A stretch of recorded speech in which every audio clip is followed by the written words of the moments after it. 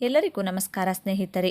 ರಾಜ್ಯದಲ್ಲಿ micro finance ಕಿರುಕುಳಕ್ಕೆ ಇದೀಗ ರಾಜ್ಯ ಸರ್ಕಾರವು ಮಹತ್ವದ ಬದಲಾವಣೆ ಮತ್ತು ಘೋಷಣೆಯನ್ನು ಮಾಡಿ ಮೈಕ್ರೋ ಫೈನಾನ್ಸ್ ಕಂಪನಿಗಳಲ್ಲಿ ಸಾಲ ಇದ್ದವರಿಗೆ ಸಿಹಿ ಸುದ್ದಿ ನೀಡುವ ಮೂಲಕ ನೆಮ್ಮದಿ ಕೊಟ್ಟಿದೆ.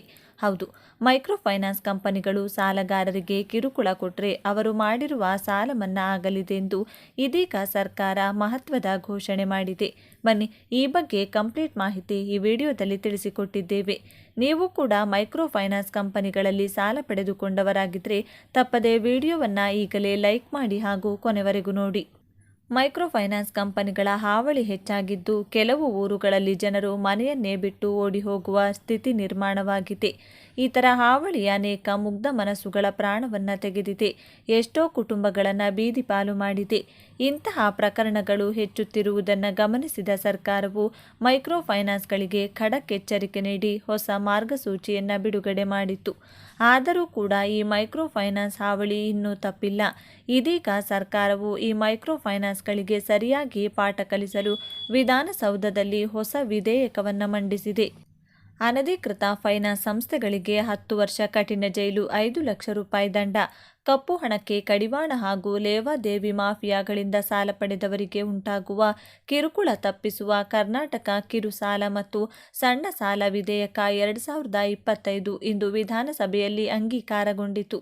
ಹೌದು, ಕರ್ನಾಟಕ ಕಿರು ಸಾಲ ಮತ್ತು ಸಣ್ಣ ಸಾಲ ವಸೂಲಾತಿ ಬಲವಂತದ ಕ್ರಮಗಳ ಮೈಕ್ರೋ ಫೈನಾನ್ಸ್ ಕಂಪನಿಗಳ ಕಿರುಕುಳ ತಪ್ಪಿಸುವ ಮಹತ್ವದ ಕರ್ನಾಟಕ ಕಿರು ಸಾಲ ಮತ್ತು ಸಣ್ಣ ಸಾಲ ವಿಧೇಯಕವನ್ನು ಸಚಿವ ಪ್ರಿಯಾಂಕ್ ಖರ್ಗೆ ಅವರು ಮಂಡಿಸಿದ್ದು ಅನ್ನು ಸಭಾಧ್ಯಕ್ಷ ಯುಟಿ ಖಾದರ್ ಅವರು ಅಂಗೀಕರಿಸಿದರು.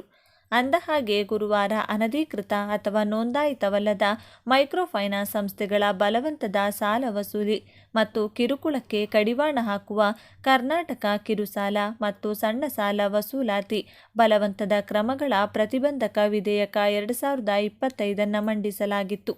ಸದ್ಯ ಈ ವಿಧೇಯಕ ಇದೀಗ ಅಂಗೀಕಾರಗೊಂಡಿದೆ. ಏನಿದೆ ವಿಧೇಯಕದಲ್ಲಿ? ಈ ವಿಧೇಯಕದಡಿ ಅನಧಿಕೃತ ಹಾಗೂ ನೋಂದಾಯಿತವಲ್ಲದ ಮೈಕ್ರೋ ಫೈನಾನ್ಸ್ ಅಥವಾ ಲೇವಾದೇವಿದಾರರು ಸಾಲಗಾರರಿಂದ ಬಲವಂತದ ವಸೂಲಿಗೆ ಪ್ರಯತ್ನಿಸುವುದನ್ನು ನಿಷೇಧಿಸಲಾಗಿದೆ. ಒಂದೊಮ್ಮೆ ಸಾಲ ಪಡೆದಿರುವ ಸಮಾಜದ ದುರ್ಬಲ ವರ್ಗದವರ ಬಳಿ ಬಲವಂತ ಮಾಡಿ ಸಾಲಗಾರ ಪಡೆದಿರುವ ಸಾಲ ಹಾಗೂ ಬಡ್ಡಿ ಮನ್ನಾ ಆಗಿದೆ ಎಂದು ಭಾವಿಸಬೇಕು ಎಂಬ ಮಹತ್ವದ ಅಂಶವನ್ನು ವಿಧೇಯಕ ಒಳಗೊಂಡಿದೆ. ಜೊತೆಗೆ ಇಂತಹ ಸಂಸ್ಥೆ ಅಥವಾ ಲೇವಾದೇವಿದಾರ ಸಾಲ ಬಡ್ಡಿ ವಸೂಲಿಗೆ ಹೂಡುವ ಯಾವುದೇ ದಾವೆ ಅಥವಾ ವ್ಯವಹಾರವನ್ನು ನ್ಯಾಯಾಲಯಗಳು ಪುರಸ್ಕರಿಸಬಾರದು. ಸಾಲಗಾರ ಅಥವಾ ಆತನೊಂದಿಗೆ ಯಾರ ವಿರುದ್ಧವಾದರೂ ಜಂಟಿಯಾಗಿ ದಾವೆ ಹೂಡಿದರೆ ತಕ್ಷಣದಿಂದ ರದ್ದಾಗಬೇಕು.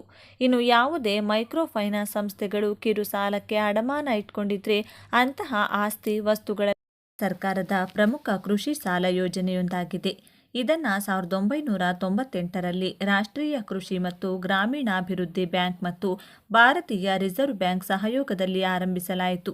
ಈ ಕಾರ್ಡ್ನ ಉದ್ದೇಶ ರೈತರಿಗೆ ಕೃಷಿ ಚಟುವಟಿಕೆಗಳಿಗೆ ಸುಲಭ ಮತ್ತು ಕಡಿಮೆ ಬಡ್ಡಿ ದರದಲ್ಲಿ ಸಾಲ ನೀಡುವುದು. ಕೇಂದ್ರ ಬಜೆಟ್ 2025ರಲ್ಲಿ ಹಣಕಾಸು ಸಚಿವೆ ನಿರ್ಮಲಾ ಸೀತಾರಾಮನ್ ಅವರು ಕಿಸಾನ್ ಕ್ರೆಡಿಟ್ ಕಾರ್ಡ್ ಮಿತಿಯನ್ನು 3 ಲಕ್ಷದಿಂದ 5 ಲಕ್ಷಕ್ಕೆ ಹೆಚ್ಚಿಸುವುದಾಗಿ ಘೋಷಿಸಿದ್ದಾರೆ. ಕೇಂದ್ರ ಸರ್ಕಾರ ಮತ್ತು ರಾಜ್ಯ ಸರ್ಕಾರ ವಿವಿಧ ಯೋಜನೆಗಳ ಮೂಲಕ ರೈತರಿಗೆ ಆರ್ಥಿಕ ಶಕ್ತಿಯನ್ನು ತುಂಬುತ್ತಿವೆ.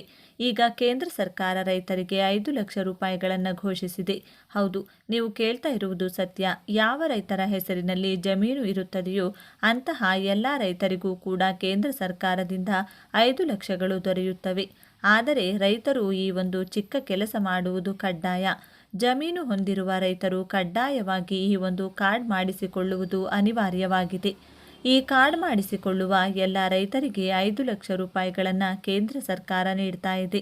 ಬನ್ನಿ, ನೀವು ಕೂಡ ರೈತರಾಗಿದ್ದರೆ ಅಥವಾ ರೈತ ಕುಟುಂಬಕ್ಕೆ ಸೇರಿದವರಾಗಿದ್ದರೆ ತಪ್ಪದೆ ಈ ವಿಡಿಯೋಗೆ ಈಗಲೇ ಒಂದು ಲೈಕ್ ಮಾಡಿ. ಹಾಗೂ ಕೇಂದ್ರ ಸರ್ಕಾರ ರೈತರಿಗೆ 5 ಲಕ್ಷ ರೂಪಾಯಿಗಳನ್ನು ಯಾಕೆ ನೀಡ್ತಾ ಇದೆ, ಅದನ್ನು ಹೇಗೆ ಪಡೆದುಕೊಳ್ಳಬೇಕು, ಯಾವಾಗ ಕೊಡ್ತಾರೆ ಎನ್ನುವ ಸಂಪೂರ್ಣ ಮಾಹಿತಿಯನ್ನು ತಿಳಿದುಕೊಳ್ಳಲು ವಿಡಿಯೋವನ್ನು ತಪ್ಪದೇ ಕೊನೆವರೆಗೂ ನೋಡಿ. 2024ರವರೆಗೆ ಕಿಸಾನ್ ಕ್ರೆಡಿಟ್ ಕಾರ್ಡ್ ಕೆಸಿಸಿ ಅಡಿಯಲ್ಲಿ ರೈತರಿಗೆ ಒಟ್ಟು 105 ಲಕ್ಷ ಕೋಟಿ ರೂಪಾಯಿ ಸಾಲವನ್ನು ನೀಡಲಾಗಿದೆ. ಕೇಂದ್ರ ಹಣಕಾಸು ಸಚಿವಾಲಯ ಇತ್ತೀಚೆಗೆ ಹೀಗಂತ ಬಹಿರಂಗಪಡಿಸಿದೆ. ಮಾರ್ಚ್ 2014ರಲ್ಲಿ 426 ಲಕ್ಷ ಕೋಟಿಯಿಂದ ಡಿಸೆಂಬರ್ 2024ರಲ್ಲಿ 105 ಲಕ್ಷ ಕೋಟಿಯವರೆಗೆ ದ್ವಿಗುಣಗೊಂಡಿದೆ ಎಂದು ಹೇಳಿದೆ. ಕಿಸಾನ್ ಕ್ರೆಡಿಟ್ ಕಾರ್ಡ್ಗಳು ಕೃಷಿ ವಲಯದಲ್ಲಿ ಸಾಲದ ಬೇಡಿಕೆಯ ಹೆಚ್ಚುವರಿ ಮತ್ತು ರೈತರು ಲೇವಾದೇವಿಗಾರರಿಂದ ಪಡೆದ ಹೆಚ್ಚಿನ ಬಡ್ಡಿದರ ಸಾಲಗಳನ್ನು ಕಡಿಮೆ ಮಾಡಲು ಸಾಧ್ಯವಾಯಿತು ಎಂದು ಕೇಂದ್ರ ಹಣಕಾಸು ಸಚಿವಾಲಯ ಹೇಳಿದೆ. ಡಿಸೆಂಬರ್ 2024ರವರೆಗೆ ಕಿಸಾನ್ ಕ್ರೆಡಿಟ್ ಕಾರ್ಡ್ ಅಡಿಯಲ್ಲಿ ರೈತರಿಗೆ ಒಟ್ಟು 105 ಲಕ್ಷ ಕೋಟಿ ರೂಪಾಯಿಗಳನ್ನು ವಿತರಿಸಲಾಯಿತು. 7.72 ಕೋಟಿ ರೈತರಿಗೆ ಪ್ರಯೋಜನವಾಗಿದೆ ಎಂದು ಹೇಳಿದೆ. ರೈತರು 5 ಲಕ್ಷ ರೂಪಾಯಿಗಳ ಸಾಲವನ್ನು ಸುಲಭವಾಗಿ ಪಡೆಯಬಹುದು. ಆದಾಗ್ಯೂ ಈ ಕಿಸಾನ್ ಕ್ರೆಡಿಟ್ ಕಾರ್ಡ್ಗಳ ಮೂಲಕ ರೈತರು ಸಾಲಗಳನ್ನು ಪಡೆಯಬಹುದು, ಕೃಷಿ ಒಳಹರಿವುಗಳನ್ನು ಖರೀದಿಸಬಹುದು, ಜೊತೆಗೆ ರಸಗೊಬ್ಬರಗಳು ಮತ್ತು ಕೀಟನಾಶಕಗಳನ್ನು ಖರೀದಿಸಬಹುದು. ಈ ಕಿಸಾನ್ ಕ್ರೆಡಿಟ್ ಕಾರ್ಡ್ಗಳು ರೈತರಿಗೆ ಬಹಳ ಸಹಾಯಕವಾಗಿದೆ, ಏಕೆಂದರೆ ಅವರು ಹೆಚ್ಚಿನ ಬಡ್ಡಿ ದರದಿಂದ ಸಾಲ ಪಡೆಯುವ ಈ ಕಿಸಾನ್ ಕ್ರೆಡಿಟ್ ಕಾರ್ಡ್ನಿಂದ ಬೆಳೆ ಕೃಷಿಗಾಗಿ ಅಲ್ಪಾವಧಿ ಸಾಲಗಳು, ಕೊಯ್ಲಿನ ನಂತರದ ವೆಚ್ಚಗಳು, ಉತ್ಪನ್ನ ಮಾರುಕಟ್ಟೆ ಸಾಲ, ರೈತರ ಮನೆಯ ಬಳಕೆಯ ಅಗತ್ಯತೆಗಳು, ಕೃಷಿ ಆಸ್ತಿಗಳು, ಕೃಷಿ ಸಂಬಂಧಿತ ಚಟುವಟಿಕೆಗಳನ್ನು ನಡೆಸಲು ಕಾರ್ಯನಿರತ ಬಂಡವಾಳ ಮತ್ತು ಕೃಷಿ ಮತ್ತು ಸಂಬಂಧಿತ ಚಟುವಟಿಕೆಗಳಲ್ಲಿ ಹೂಡಿಕೆಗಾಗಿ ಹಣವನ್ನು ಎರವಲು ಪಡೆಯಬಹುದು. ಈ ಕಾರ್ಡ್ಗಳನ್ನು ಯಾರಿಗೆ ನೀಡಲಾಗುತ್ತೆ? ಈ ಕಾರ್ಡ್ಗಳನ್ನು ರೈತರು ಮತ್ತು ಶಿಫಾರಸು ಕೃಷಿಕರಿಗೆ ನೀಡಲಾಗುತ್ತದೆ. ಜೊತೆಗೆ ಬಾಡಿಗೆದಾರರು, ಪಾಲು ಬೆಳೆಗಾರರು ಮತ್ತು ಪಾಲು ಬೆಳೆಗಾರರು ಸಹ ಈ ಕಿಸಾನ್ ಕ್ರೆಡಿಟ್ ಕಾರ್ಡ್ಗಳನ್ನು ಪಡೆಯಬಹುದು.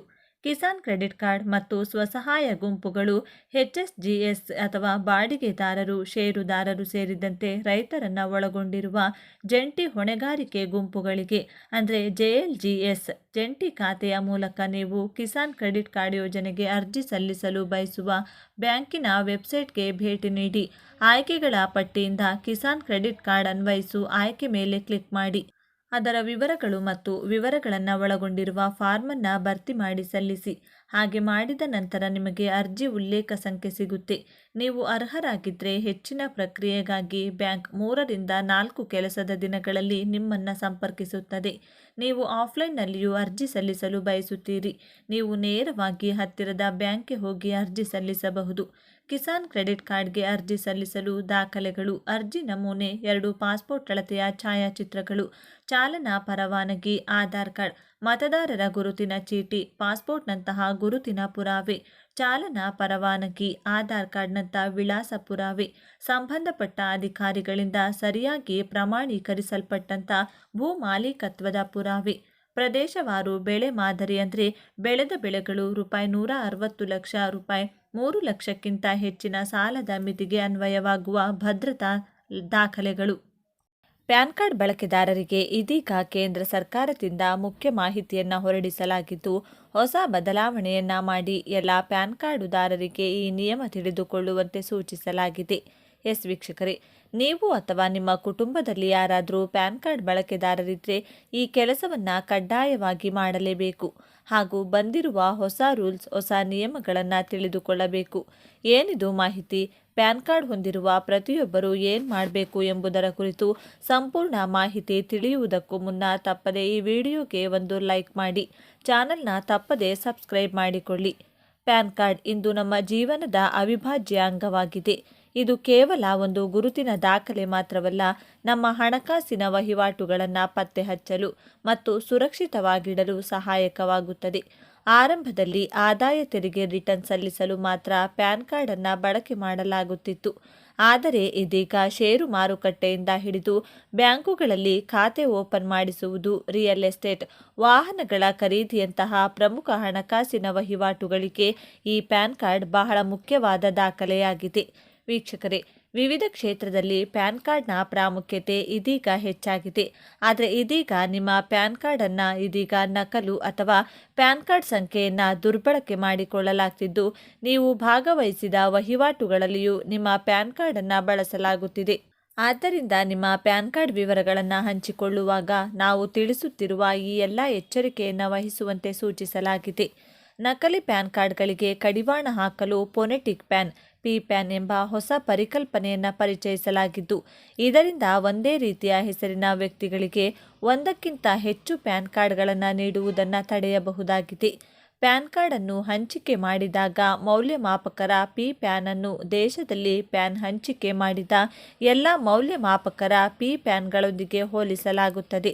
ಹೀಗಾಗಿ ಈ ಪಿ ಪ್ಯಾನ್ ಮೂಲಕ ಎಲ್ಲವೂ ಪತ್ತೆ ಹಚ್ಚಬಹುದಾಗಿದ್ದು, ಎಲ್ಲ ಪ್ಯಾನ್ ಕಾರ್ಡುದಾರರು ತಮ್ಮ ದಾಖಲಾತಿಯನ್ನು ಯಾರೊಂದಿಗೂ ಕೂಡ ಹಂಚಿಕೊಳ್ಳದಿರಿ ಎಂದು ಸೂಚಿಸಲಾಗಿದೆ.